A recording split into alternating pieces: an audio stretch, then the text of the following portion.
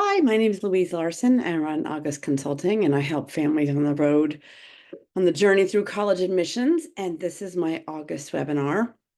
And I'm very on time this month because I'm actually recording this at the very end of July, because my work really starts to ratchet up August 1st, helping all my students with their supplemental essays. So I really needed to get this done on time this month. So here I am. So my plan this month is to do my usual news and notes section and then talk about things to think about with early high school students, 8th and 9th graders. Sometimes parents come to me later in the high school career and say, I wish I had known. I wish I had known.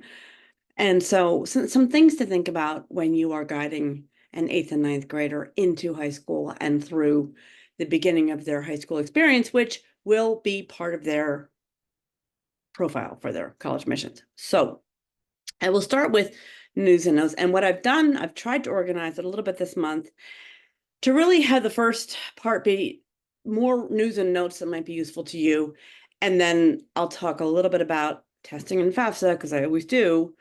And then I'll talk about the things to think about with an early high school student. So my goal is always to take all the information and try to water it down to what is useful for parents and what is not useful. And if you have been watching the news, there's been a tremendous amount of press around AP test scores and how they are elevated, except they've increased, and what does this mean? And if you have a high school student and you're trying to sort through college admissions, the AP test scores really don't mean a lot around college admissions. First of all, a lot of AP testing is done, a lot of AP coursework is done senior year. So colleges, those scores come out in July. They probably recently came out. And the colleges aren't even going to see them. Now, if you have a kid that is organically this type of kid, or their school pushes 9th, 10th, and 11th grade APs, those scores might be available. And you can put them in the application, but this is not a deciding criteria for college admissions. So when you hear all this press about AP scores are higher, and the thing you might think about really is, if eventually when my child goes to college and that college offers a certain amount of college credit for an AP score, does that make sense to take the credit or not? Certainly financially, it usually does. But if your child is studying engineering and got, a 4 on an AP test, maybe you want them to not use that. Maybe you want them to get the greater foundation in calculus in college, or maybe not. I don't know. So really, for parents, the question is going to be, what do you do with these scores? Do you have your child do the college coursework, or do you take the credits? And that's going to be on a case-by-case basis, student by student, family by family, and really course by course. Because if you're a humanities person and you got a 4 on calculus, you're really not going to be, you can probably use that. But if you are a humanities person and you got a 5 on a literature AP, and maybe you want to make sure you have the proper foundation, it's just going to be case by case. So much press about that. Not anything that I think families really need to be overly concerned about. All right. We are certainly seeing the demographic cliff. And I think that you have to be careful and really look at schools very carefully as you evaluate them. The demographic cliff, American University put out very open, transparent press briefings, press releases on cuts due to the fact that there are 386 students below their target. They're down 14% overall, and they're facing a $23 million deficit. So they've been very candid about that. Emerson in Boston in May had a stable Moody's bond rating, and their enrollment was up 13% since 2019. And then in June, they announced that they didn't meet their class enrollment goals, and they are facing cuts. So the demographic cliff is here, and that is something that I think we're going to be seeing more and more of. Hampshire College also was in that. In 2019, they were closing. Then in March, they had kind of a good, stable review. And in July, they announced that they are cutting employee benefits. So it can turn on a dime. 40% of students attend a school less than 40 miles from home. I thought that was an interesting statistics. If you do not know what a draw rate is, in enrollment management, draw rate is a big number.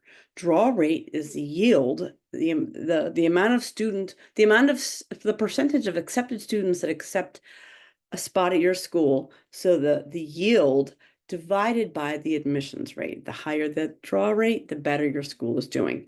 So it's a word that you hear in enrollment management batted around, and interesting to know.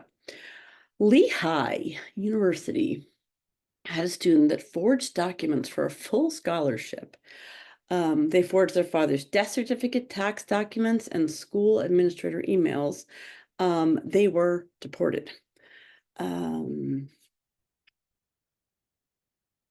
Okay.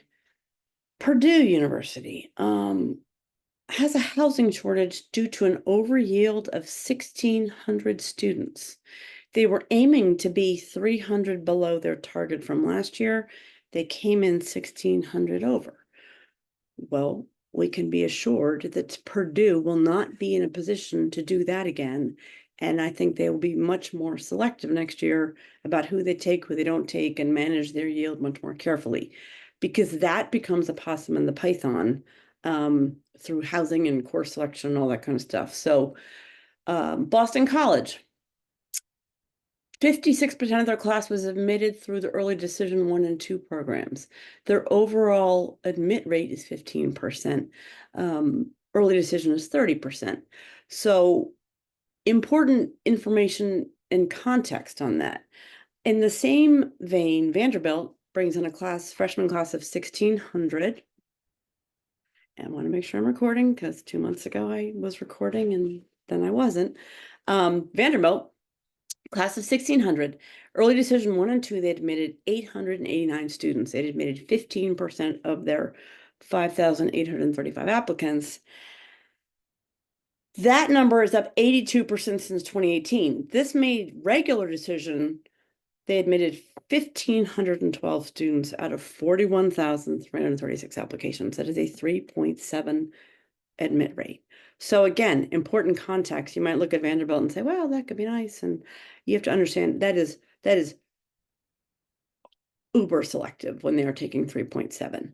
And you might say, well, who are they taking? Well, they are using early decision to really fill institutional priorities. And we don't know what they are. It could be money. It could be a certain student from a certain region. It could be they're trying to build up their biology program because it's a little low in numbers. You don't know what the institutional priorities are, but they certainly use early decision to build the class that they're looking for.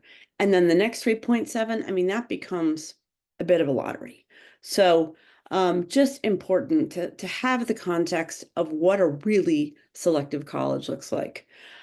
There was an international cheating ring prompted largely of a large number of international students. The College Board would not give specifics.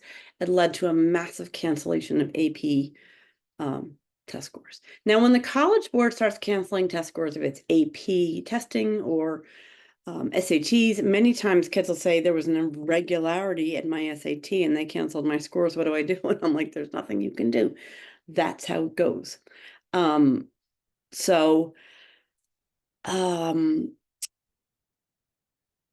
Penn State, God bless them, has frozen their in-state tuition for the 7th year in a row. So if you're an in-state Pennsylvania resident, your student will, and they're going to Penn State, the tuition is frozen.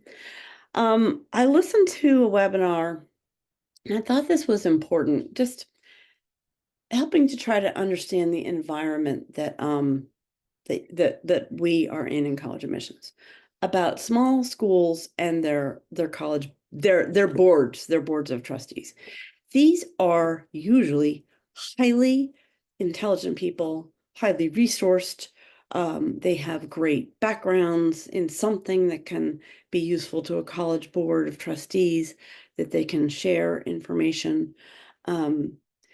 So college boards generally have a whole group of people that are very invested in the school and its success, but they are often not that well versed in enrollment management. And enrollment management, what they don't understand is that an under-enrolled class is a 4-year problem. It is not a 1-year thing, because the under-enrolled class, there's always going to be some ingress and egress out of a class. So even when your classes are enrolled, the next year there's going to be some kids that say, I'm not in the right place, or I didn't succeed academically and I'm not coming back. And so transfer, you're using transfer applications to generally fill those spots. It's hard to use the transfer tool to fill an under-enrolled class. So a lot of times boards are trying to make 1 and 2 year fixes, and what they don't understand is enrollment management issues can often be a 4-year issue. So the culture is not always it doesn't know how to work towards solving some of these problems. And I thought that was an interesting piece, that the people guiding colleges don't always understand some of the ins and outs and nooks and crannies of enrollment management, college admissions, filling a class, and all that. So I think that is everything I had about general. Oh, one more thing. 2 more things, actually. I had a family friend that I had helped a little bit this spring when they were figuring out their choices. And they had choices like Connecticut College, and they were admitted at UConn. And I was like, I don't even know. I don't know how those schools got on the same list, but that's not the point. The point is, this person said to me, oh my gosh, there was nothing like getting on those campuses. Getting on those campuses was a complete game changer. And I had so much more clarity. So, there's an argument for getting on campuses. The last thing about news and notes, I get calls every year about honor societies, and you will receive in the mail like this parchment paper with gold leaf ink, and you've been admitted to this prestigious society, and you're going to have all these benefits of joining it and resources, and people can be pretty moved by these mailers. And here's the reality. If you are paying money to do this, it is just money out the door. If this group can get 1,000 people to send them $90, or 100,000 people to send them $90, it's nothing more than just somebody else making money. Meaningful honor societies don't charge meaningful amounts of money. Your kid's science honor society might ask for $10 to offset costs for the school, but if you get one of those parchment paper, things that looks really formal and serious, and it's usually not. All right, so now I'm going to shift and talk about, I'm going to talk about testing a little bit, and then I'm going to talk about FAFSA and college funding, and then I'll go into what I want to talk about this month. Testing. All right. Just remember, test optional is not test blind. And test optional is being used by different schools in different ways. When the majority of schools went test optional in the pandemic, it was more consistent of how it was being used. Fast forward 4 years later, schools are using it in different ways to suit their institutional priorities. So it is often used to cherry pick a class. So if you're on the Acela corridor between DC and Boston and you don't have good test scores, a school might not take you in the way that they might take a kid from a remoter region. I don't even know if remoter is a word, but a more remote region. An example would be, everybody wants to say they've got students from all 50 states. So how do you get a kid from North Dakota to come? Well, maybe they don't have the test scores, but they have enough of the rest of what you're looking for that you'll let them in a way that they're not going to take a kid from the DC metro area potentially. So they can really use test optional to take kids that they want to take, maybe an athlete or a certain type of kid that's bringing a certain set of arts to the school, either around music or performance.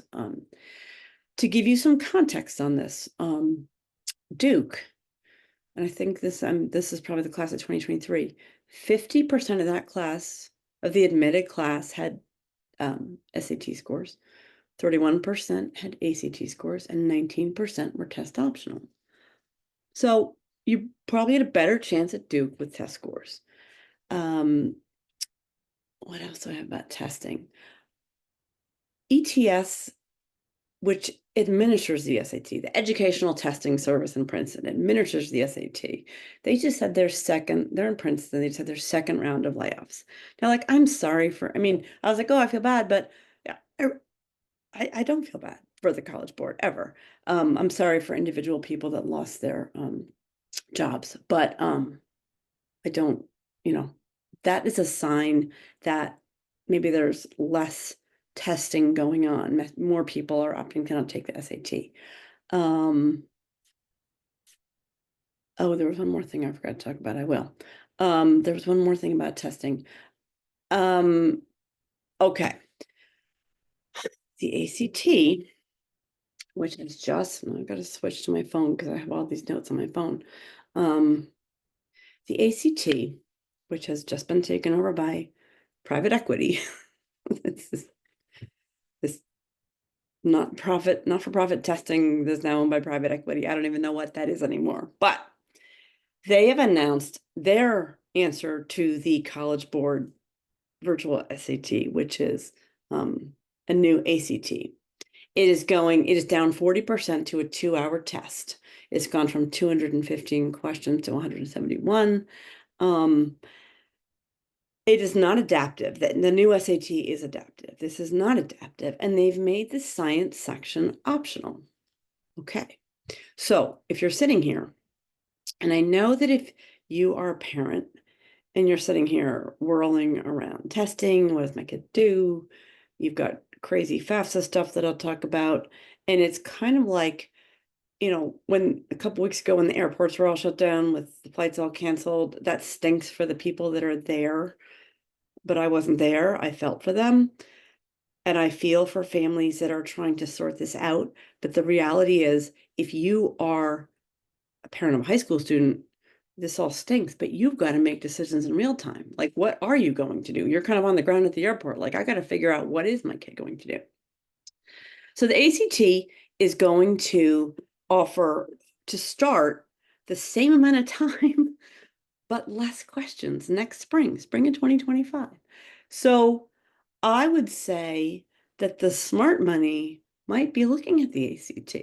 If you're going to give me the same amount of time, but less questions, and they're not going to be harder, maybe that's the way to go. I will certainly be advising my juniors to give a good long look to the new ACT.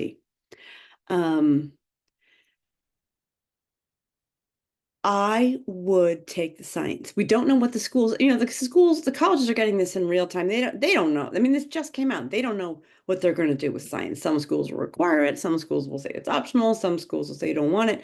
It's a little bit like the old rating sections. So my advice would be to give the 2025 ACT with science an effort, because it might be a better score or easier to get a better score. Is there anything else I want to say about this? So that could change, but it probably won't change for 2025. I think what they've announced for 2025 will hold. Here's an interesting stat about the ACT. In 2013, 1 out of 1,600 students got a 36. In 2022, 1 out of 400 got a 36. So my advice is going to be for juniors and down to give the spring 2025 ACT a whirl. All right, there's one more thing I forgot to talk about. That is summer programs. There are people, I always ask me, will it help my student if they do a prestigious summer program on a college campus? And the answer is it depends. If you're talking about Yale Global Scholars, which is very, very selective, maybe it would. You're going to have that, you say I did Yale Global Scholars. You could be doing a program on a campus. You have to really look at the program very, very closely. Is this a program that is renting space on the campus and saying we are at University of Pennsylvania? Who are you writing your check to? Are you writing your check to another entity or to the actual school? Are the people running the program employed by the school? That can matter. Certainly, if you are doing a program on a college campus of interest to you, an academic area interest to you, and you are taking courses with a professor at that college, maybe that could be advantageous in some way where maybe that professor might recommend you or in some way. So generally, when people look to do very expensive, and these can be very, very expensive programs, I generally don't think they are going to be advantageous in the admissions round. It doesn't mean that they aren't worthwhile to be on a college campus, to get a feel for that, to see what it's like. It doesn't mean it couldn't help your student develop and grow. But generally, they're not advantageous for admissions until this. University of Chicago has a lot of robust summer programs. Some of them are online, some of them are in person. They're very expensive. They do have good financial aid for these programs, and they have announced, get this right, that students that have done a University of Chicago summer program will have an option to apply early decision between September 1st and October 15th and have an answer within 3 weeks or by November 1st. So this is like an extra round of early decision at University of Chicago. They will review the applications without a counselor letter and use teacher recommendations that were submitted for the summer program. So they've thought of everything here. This is perhaps the beginning of a new era. University of Chicago is a super, super selective school. But they're up against it. They're in fierce competition against the other ultra selective schools. They don't have quite the cachet of Harvard, Yale, Princeton, Duke, MIT. So this is a way for them to bring in a class. They do a very good job with their financial aid. So probably with a tax return, they can probably start to give you a read of what your financial aid might look like. I can't imagine that there aren't going to be more schools doing this. I just can't imagine. Wake Forest already has an early decision round in the summer, and that opens August 1st. So you can apply, it's almost like you could do a third round of early decision. You could get into do Wake early decision in the summer. You could do regular, if you don't get in, you could do regular early decision somewhere else, and then ED2. So when other schools see Chicago doing this, I can't imagine there aren't going to be more people because you can only apply in this special early round if you've done one of their summer programs. So that could be the new thing that we see. I don't know.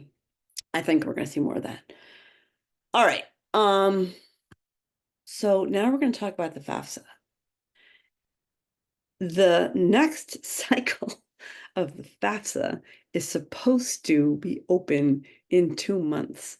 Now, I'll open this FAFSA segment of this by saying I was with a friend, lives in an affluent community with a student who just graduated, is going to college next month. And we were talking a little bit about this, and she said, I know several of my child's peers that were waiting into May and June, and they didn't know where they were going because they were waiting on the FAFSA. So not easy. So what has happened, I know this is, if you wrote this story, they wouldn't believe it. Nobody would publish this because it would be like too far-fetched. So to solve this problem, The FAFSA has brought over on loan, and there's some like government name for this type of program where you bring in private sector people on loan to the government. They've brought in two executives from the College Board on loan. Now, they brought in president and the CIO. I forget the president's name. It's on the tip of my tongue. It'll come to me. I think he makes like $1.7 million a year.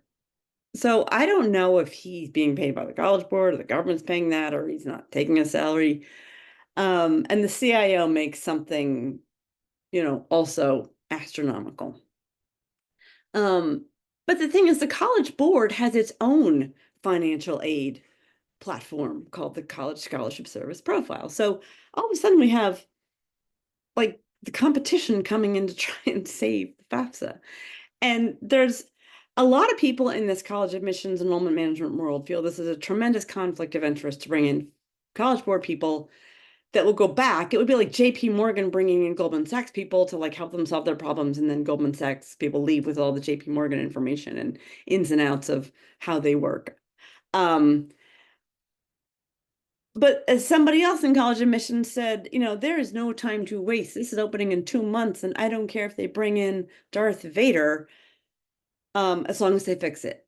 So I've talked about when smaller colleges don't bring in the class, it can be a death spiral, and then that can close down essentially what is almost like the lifeblood of a small town. So there's so much at stake here when a whole when a whole cohort of students is lost to higher education and they're not in high schools anymore with anybody kind of poking or prodding them and saying, hey, come on, let's figure this out. So it is a very real problem. Look, I hope maybe the FAFSA, maybe the College Board people will really solve this. They do have the technical expertise. They do run their own platform. I hope it works. There's a lot of questions about this that are not answered. All right. So the FAFSA completion rate was down 11%. And the interesting detail in that was that the state with the highest FAFSA completion rate was Tennessee. And the Tennessee Promise, is from the University of Tennessee to bring in Tennessee students. So what happened was they brought in, they had a 56% admit rate for their 2023 college application from Tennessee students. And that's because more Tennessee students completed the FAFSA and such. But the out-of-state admit rate for Tennessee dropped to 23%. So when more kids from Tennessee are taking advantage of the Tennessee Promise and completing the FAFSA, makes it harder for out-of-state kids to get to Tennessee. So that all connects a little bit around money. So more about money and financial aid. I did not know this. The Parent Plus loan has a 9.08% interest rate and a 4.25% origination fee. I mean, that's a lot. If you borrow $100,000 for college, you're paying $4,250 in origination fees, and you are paying 9%, and that starts like the day the loan is dispersed. So I was really surprised to hear that. The other thing was private college loans. I want to make sure I have this right. I did not know that private college loans don't have an origination fee. So okay, good to know. All right, what else do I have about money and scholarships? All right. The share of high-income families, and that is considered over $200,000, paying full price in 1995 was 64%. In 2020, it was 28%. Public colleges used to have 79% of families paying full scholarship, full tuition, they're down to 47%. Okay, I talked about the FAFSA people. This leaves a lot of families in what they call the bubble. They don't qualify for need-based aid. They can't pay full tuition. There's a big, and I don't have it with me, but I'm reading a book by Stephen Bird called The Dark Arts of Enrollment Management. And enrollment management is a billion-dollar business helping colleges target families with merit scholarships that will help them fill the class. So instead of giving one kid an $80,000 scholarship, they give 4 kids $20,000 scholarships, and then those 4 kids bring $60,000. So this is how colleges are using technology to fill their class.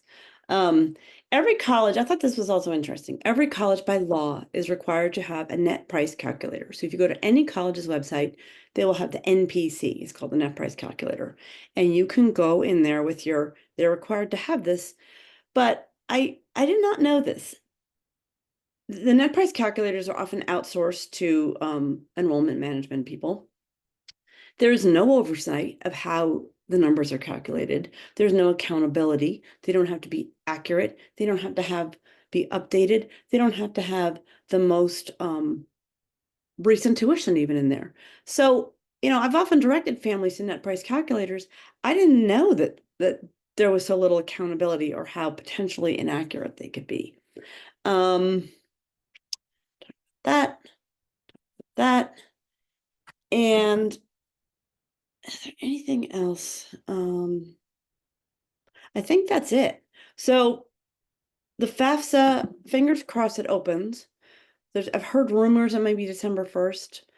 Stay tuned. It's not the thing, what you can do if the FAFSA does not open October 1st and you want to start to sort this out, you could go to individual colleges and say, my 2024 tax return is done. Could I get a read? They might direct you to their net price calculator, and then you can say, how accurate is it? How updated is it? The admissions or financial aid people might not know because, again, it tends to be outsourced. But you could go to the school directly with your tax return and say, could you tell me what I might be looking at? So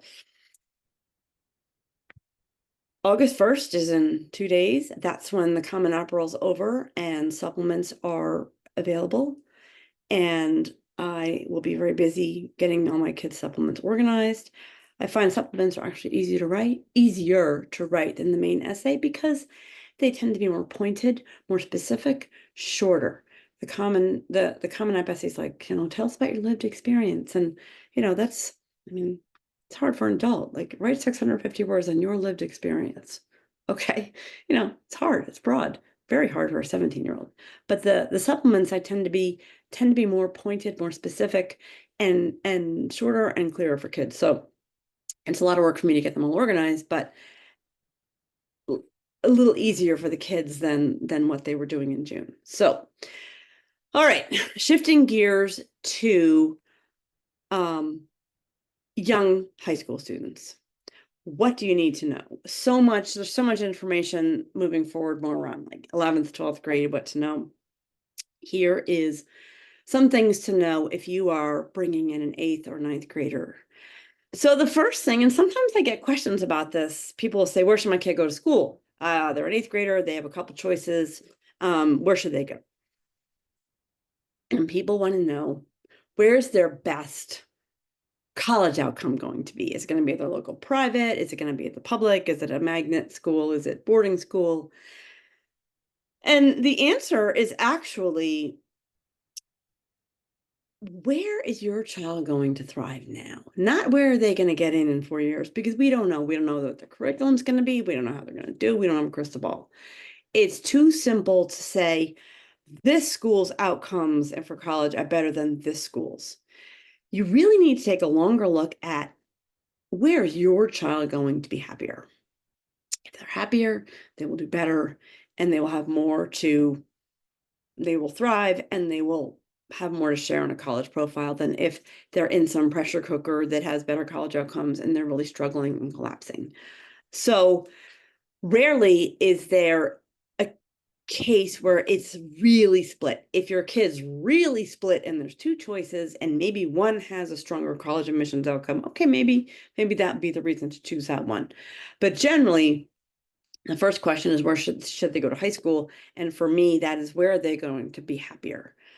So one of the first questions that comes up is around curriculum and scheduling. So what does that mean? Your child is going to have to pick a set of courses to take in ninth grade. This usually starts in January of eighth grade. And so what you need to know is that really colleges are going to look at your high school transcript as they'll look at your global GPA, but they're going to look at kind of like four distinct loops. Like if you were running the mile, 4 loops on a track. And they're going to look at each loop and they're going to want to see an increase in rigor and an increase in academic performance. So, how do you do that? And I will say also that colleges will only see your end of year grades, because sometimes parents will come in like they have a C- in second working period. I'm like, that's okay. I mean, it's not okay, but don't worry. The colleges will only see the year-end grade, not that quarter grade. So there's time to turn this around. So you want to have each year increase rigor and each year increase performance. So you need to pick a set of courses for ninth grade that allows that to happen.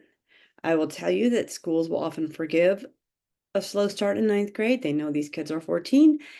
And some schools actually recalculate GPA and don't look at ninth grade occasionally. So you want to pick a curriculum that allows them to be challenged and stretched, but not overly stressed to a breaking point. So this is not an exact science. It's a gray area, and there's no black and white way to know what is going to be best for your child. Sometimes there'll be recommendations from eighth grade teachers. Sometimes you'll have to test into a class. If you're not recommended and your child really wants to do it, I think there's an argument for doing it. If they've done well, but weren't quite recommended, like, well, you would be plus, we only recommend kids with A's. I think that can be kind of, you have to use your judgment. If you really think your child really wants to be in a more advanced class and they weren't recommended, but they've done relatively well in middle school, I think it's okay. Teachers are not, recommendations aren't perfect, and maybe your kid was, not as mature, not as focused. Okay, but where this comes down to brass tacks and where people say to me in 11th and 12th grade, I wish I had known this, are around math and language arts. And if you are applying to reasonably selected colleges, you need to plan on having 4 years of a world language. That is not French 4 in 11th grade. That is a year, French every year of high school. And a lot of people are surprised by that. They're like, what? And I'm not saying it could never happen where you drop a world language after 11th grade and get into a selective college, but colleges expect 4 years of a world language at the selective level.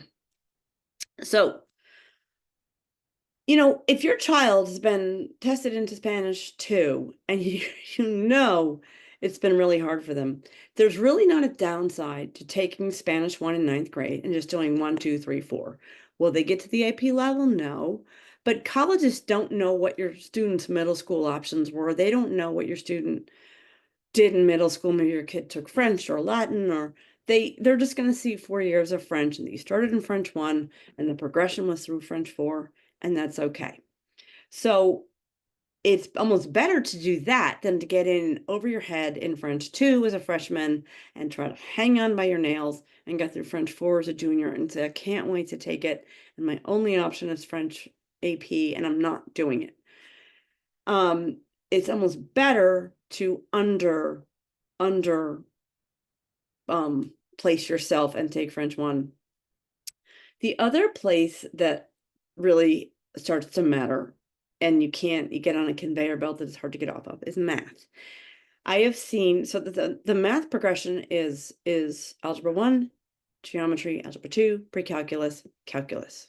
If you get through at the calculus level, you have a choice of typically straight calculus or AP-AB or AP-BC. And then if you get through that, you can take multilinear, um, typically could be the next course after that. So what happens is typically in 8th grade, an advanced math student might test into geometry, and then they would go geometry, algebra 2, pre-calc, and then calculus as a senior, and that's fine. If your child does not test into geometry and has to take algebra 1 as a freshman, typically in 10th grade, you could double up and take geometry, and then your elective could be geometry, and then your elective could be algebra 2. You can take them together if you're trying to get to the calculus level. And that is a fine progression too. If you have to take algebra 1 and you're more of a humanities kid and you really don't care about getting to calculus, it is okay to go algebra 1, geometry, algebra 2, pre-calculus as a senior. You can do that. Where I have seen a little bit of a sticky mess is there's been in school districts in strong public school districts, has been a push to accelerate math curriculums in middle school and have students taking geometry in 8th grade, which has them taking algebra 2 as a freshman, pre-calculus as a sophomore, calculus as a junior.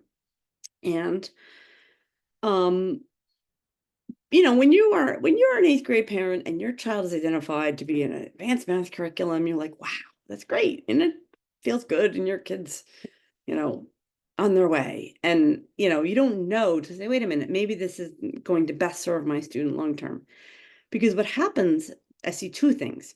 I see kids in calculus as juniors, and they don't have the next level math at the school. So they say to kids, you can take AP statistics. But on the selective college admissions criteria, that is really in some places not seen as a math. It's fine to take AP statistics, but you need to take math too if you're applying to selective colleges. So I see schools that don't have the curriculum ready for those kids that have come through to take multilinear or whatever else might be after calculus. The other challenge is kids who have been identified as gifted and talented in 8th grade, and they did this advanced curriculum, and the next challenge is as they have progressed through high school, their interest in math has waned a little bit, and they're not that interested in taking that next level of math. And they're like, what do I do? And I'm like, I was talking to a family, the kid really wants to swing for the fences and has the profile to apply to a highly, ultra selective school. That's their goal. And, dropping math is not great.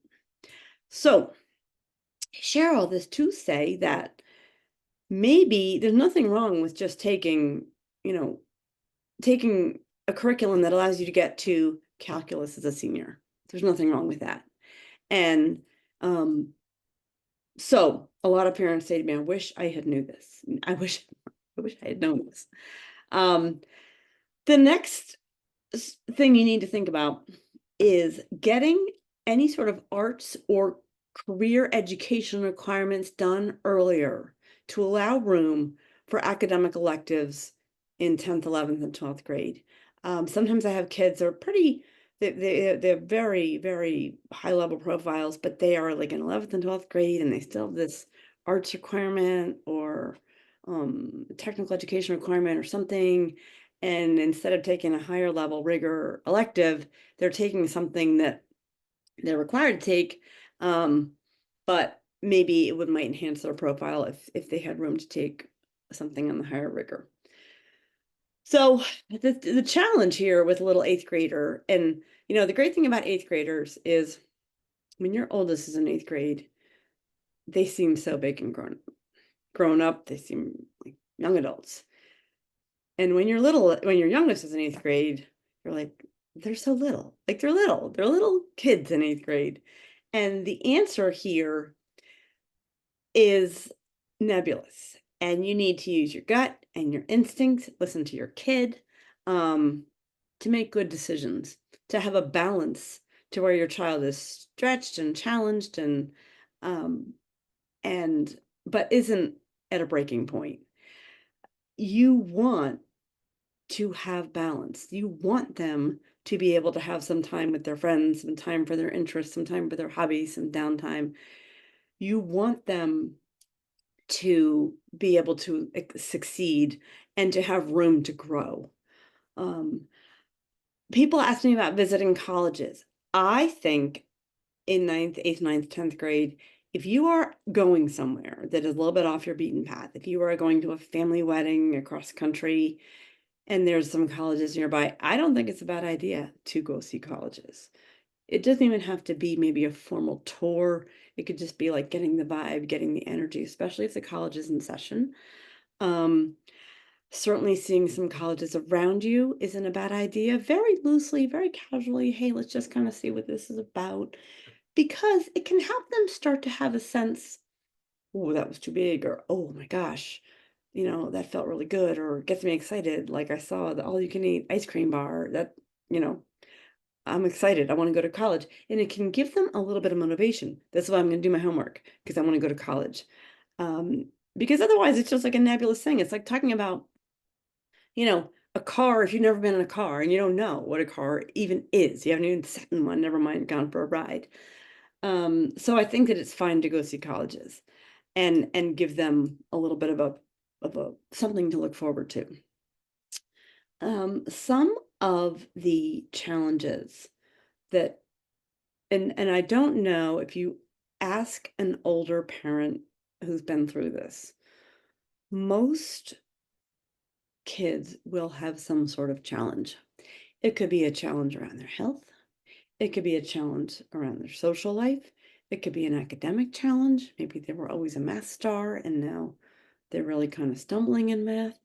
Um, Maybe they always had all A's and now they have some grades that aren't A's, and that's shocking. Um, it could be a challenge around athletics, and maybe they're always kind of rose to the top in an area and now they aren't. Um, Maybe they got cut. And in that same vein of athletics, it could be in performing arts where they always got the lead and they didn't. And sometimes the door starts to close a little bit, and that can be really hard for a kid and unnerving for a parent. If you've kids been playing, they're 16, they've been playing tennis for 14 years and they don't want to play anymore. You go, oh my gosh, but what are they going to do? That can not feel very good. That can feel, can feel terrible when the end of the road comes. What will be next? I'd give that can be challenging, but it is by no means insurmountable. So, giving your kid time and space, and all of these challenges will be better met if your child is sleeping. I find sleep to be the root, the fountain from which things can really come off the rails if it's not happening. And so giving them that, coming back to that balance of helping them just find their way without pressure, and getting them, helping them. Every high school kid's going to have some late nights. There's going to be late nights. But if every night is till 3 a.m, that's a problem. So helping them find that balance. And in that balance, especially in 9th and 10th grade, maybe you have to downgrade some courses. Maybe you have to level down even in September, potentially go back and say, I think my kids maybe bit off more than they can chew. So the last thing I'll say about all this is, in your child's high school experience, I think the goal is to create every day, year in, year out, what is a fulfilling high school experience for them? Because if they have a fulfilling high school experience for their own personal experience, then they're going to be happier And when they go to fill out their college applications, they're going to have some interesting, authentic things to write about. You can't fake authentic. Authentic stuff comes across. And so helping your child create what is fulfilling for them, not for college admissions, because there is no way to guarantee college admissions. And sometimes people say, what should I do? And there's nothing sadder than seeing an adolescent who has really sacrificed their high school experience at the altar of college admissions and not have it come through. It can be very devastating for them. So if your child is like, hey, I'm going to put together a fulfilling experience for myself, maybe that'll lead to a really great college admissions decision. Maybe it won't. But if your child's only doing things for college admissions, maybe it'll lead to a college admissions answer you want, maybe it won't. So I think that that will help them, whichever way college admissions goes for them, feel really good about their high school experience. As always, I welcome questions. If you have anything, just reach out to me by email or cell phone. And I hope you enjoy the rest of the summer. And if you know a senior or have a senior, good luck with all the supplements coming out. Take care.